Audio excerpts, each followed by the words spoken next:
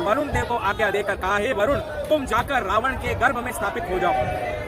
अब वरुण देव रावण के पेट में किस प्रकार स्थापित होंगे?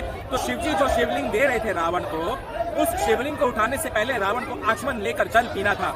उस आचमन में वरुण देव प्रवेश कर गए और उस आचमन के जरिए वरुण देव रावण के मुख के अंदर से उदर में जाकर स्थान ग्रहण करके बैठ गए। वरुण देव तो प्रवेश कर गए और रावण जब आधे रास्ते में पहुंचा तो आधे रास्ते में पहुंचते ही रावण को जोरदार लघु शंका लगी। लघु शंका मतलब टॉयलेट।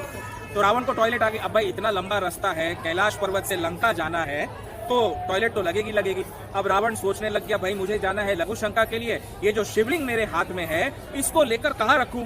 कहीं भी रखूंगा तो शिवलिंग तो वहीं पर स्थापित हो जाएगा।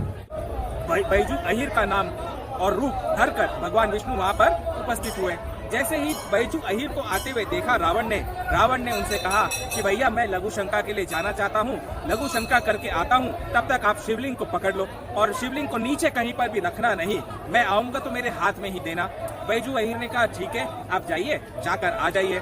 अब रावण वहां से चल दिया लघु शंका के लिए और लघु शंका करने लगा। वरुण देव बैठे थे उधर में। जब वरुण देव उधर में बैठे हैं तो लघु शंका तो कंटिन्यू होती रही, रुकी नहीं रही है और रावण वहां घंटों लघु शंका करते रहा। यहाँ बैजू अहिर परेशान हो गए कि भाई रावण जो शिवलिंग देकर गया अभी तक आया नहीं। क्रोध आ गया और क्रोध में आकर सोचा अभी शिवलिंग को लेकर क्या मैं दिन भर यहाँ खड़ा रहूंगा? तो उन्होंने शिवलिंग को लेकर वहीं पर धरती पर रख दिया और जैसे ही शिवलिंग को धरती पर रखा तो शिवलिंग वहीं पर स्थापित हो गया। इधर रावण लघु शंका करके जब लौटा, शिवलिंग की स्थापना होते वरुण देव तो फुर हो गए, गायब, और रावण की लघु शंका बंद हो गई। और लघु शंका करके लौटा, देखा तो ना वहां बैजू अहिर, लेकिन शिवलिंग तो वहां नीचे धरती में समा गया।